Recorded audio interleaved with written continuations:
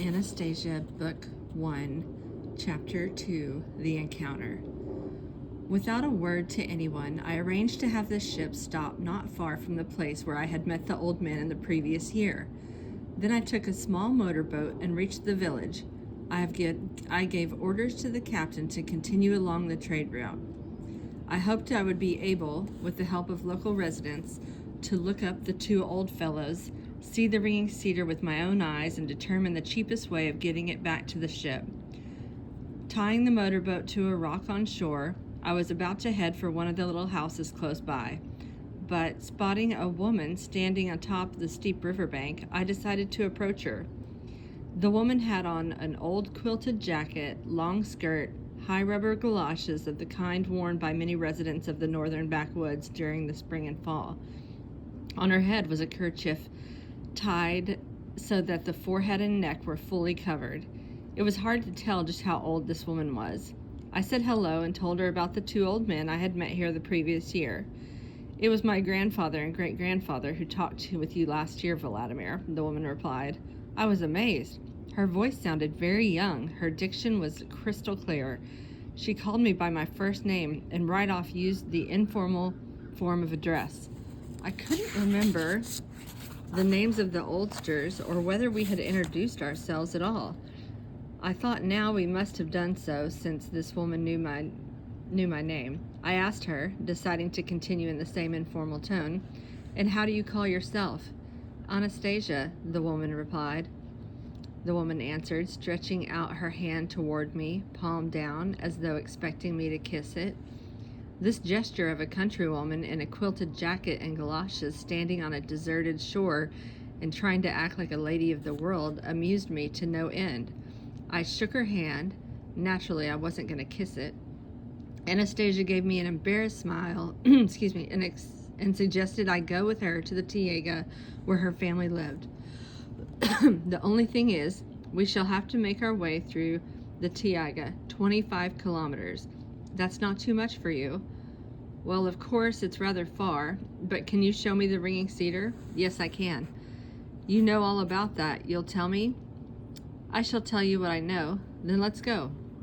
Along the way, Anastasia told me how the family, their kin, had been living in the cedar forest generation after generation, as her forebears had said, over the course of several millennia. It is only extremely rare to find themselves in direct contact with people from our civilized society. These contacts do not occur in the places of their permanent residence, but only when they come into the villages under the guise of hunters or travelers from some other settlement. Anastasia herself had been to two big cities, Tomsk and Moscow, but only for one day each, not even to stay the night. She wanted to see whether she might have been mistaken in her perceptions about the lifestyle of city people. She had saved the money from the trip by selling berries and dried mushrooms. A local village woman had lent her her passport. Anastasia did not approve of her grandfather and great-grandfather's idea of giving away the ringing cedar with its healing properties to a whole lot of people. When asked why, she replied that the pieces of cedar would be scattered among the evildoers as well as good people. In all probability, the majority of the pieces would be snatched up by negative-thinking individuals. In the final analysis, they might end up doing more harm than good. The most important thing, in her opinion, was to promote the good and to help people through whom the good was accomplished. If everyone were benefited at random, the imbalance between good and evil would not be changed, but would stay the same or get even worse. After my encounter with the Siberian oldsters, I looked through a variety of popular science literature, as well as a host of historical and scholarly works describing the unusual properties of the cedar. Now I was trying to penetrate and comprehend what Anastasia was saying about the lifestyle of the cedar people, and thinking to myself, now what, if anything, could that be compared to?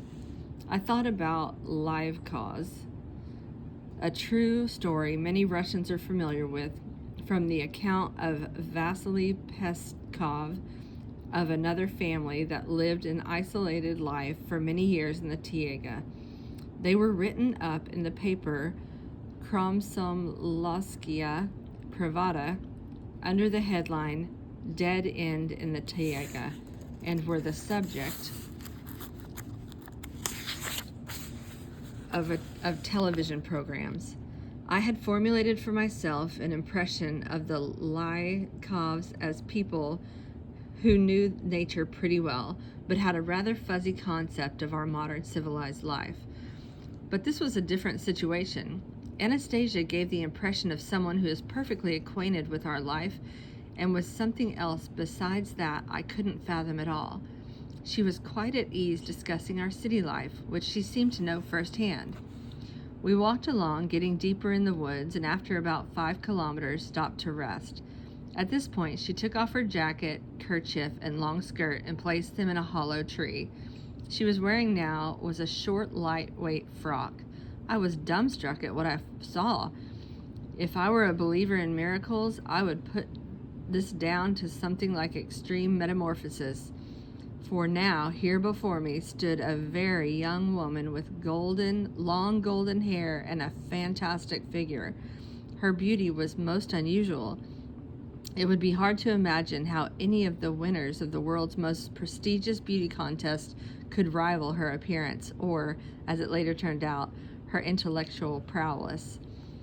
Everything about this Taiga girl was alluring, simply spellbinding. "You're probably tired," asked Anastasia. "Would you like to rest for a while?" We sat down on the grass, and I was able to get a closer look at her face. There were no cosmetics covering her perfect features. Her lovely, well-toned skin bore no resemblance to the weather-beaten faces of people I know who lived in the Siberian backwoods. Her large, grayish-blue eyes had a kindly look, and her lips betrayed a gentle smile.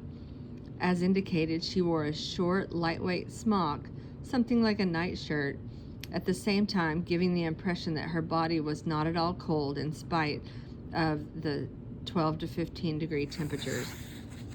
I decided to have a bite to eat. I reached into my bag and took out sandwiches along with a travel bottle filled with cognac. I offered to share it with Anastasia, but she refused the cognac and for some reason declined to eat with me. While I was snacking, Anastasia lay on the grass, her eyes blissfully closed as though inviting the sun's rays to caress her. The rays reflected off the upturned palms with a golden glow. Lying there half exposed, she appeared absolutely gorgeous. I looked at her and thought to myself, now why have women always bared to the limit their legs and their breast and everything at once with their miniskirts and décolletage? It is not to appeal to the men around them, if to say, look how charming I am, bow open and accessible. And what are men obliged to do then? Fight against their fleshly passions and thereby denigrate women with their lack of attention, or make advances toward them and thereby break a God-given law? When I finished my refreshment, I asked, Anastasia, you're not afraid of walking through the Taiga alone? There is nothing I have to fear here, replied Anastasia. Interesting. But how would you defend yourself if you happened to encounter 2 or 3 burly men, geologists or hunters, say? She didn't answer, only smiled. I thought, how is it that this extraordinary, alluring young beauty could not be afraid of anyone or anything? What happened next still makes me feel uncomfortable even to this day. I grabbed her by the shoulders and pulled her close to me. She didn't offer any strong resistance, although I could feel a considerable degree of strength in her resilient body. I couldn't do anything with her. The last thing I remember before losing consciousness was her saying, "Do not do this, calm down." And even before that, I remember being suddenly overcome by a powerful attack of fear. A fear of what? I couldn't grasp, as sometimes happens in childhood when you find yourself at home alone and suddenly become afraid of something. When I woke up, she was on her knees, bending over me. One of her hands lay on my chest while the other was waving to someone up above on either side. She was smiling, though not at me, but rather, it seemed, at someone who was invisibly surrounding us or hovering above us. Anastasia seemed to be literally gesturing to this invisible friend that there was nothing amiss going on. Then she calmly and tenderly looked me in the eyes. "Calm down, Vladimir. It is over now." "But what was it?" I asked. "Harmony's disapproval of your attitude towards me, of the desire aroused in you. You will be able to understand it all later." "What's Harmony got to do with it? It's you. It's only that you yourself begin to resist." And I did not accept it. It was offensive to me. I sat up, pulled my bag over towards me. Come on now, she didn't accept me? It was offensive to her? Oh, you women. You do everything you can to tempt us. Your bare legs, stick out your breast, walk around in high-heeled shoes. That's very uncomfortable, yet you do it. And you all walk and wiggle with your charm, but as soon as, "Oh, I don't need that, I'm not that way," what do you wriggle for then? Hypocrites. I'm an entrepreneur and I've seen a lot of your sorts. You all want the same thing, only you act it out differently. So why did you, Anastasia, take off your outer clothes? The weather's not that hot. And then you lolled around in the grass here with that alluring smile of yours. I'm not that comfortable in clothing, Vladimir. I only put it on when I leave the woods and go out amongst people, but only so I can look like everyone else. I just lay and relaxed in the grass in the sun not to disturb you while you were eating. So you didn't want to disturb me? Well, you did. Please forgive me, Vladimir. Of course, you're right about everything women want to attract a man's attention, but not just her legs and breast. What she wants is not to let pass by the one man who can see more than just those things. But nobody's passing by here, and what's this more that can be seen when it's your legs that are all front and center? Oh, you women, you're so illogical. Yes, unfortunately, that is the way life sometimes turns out. Maybe we should move along, Vladimir. Have you finished eating? Are you rested? The thought crossed my mind. Is it worth going on with this philosophizing wild woman? But I replied, fine, let's go.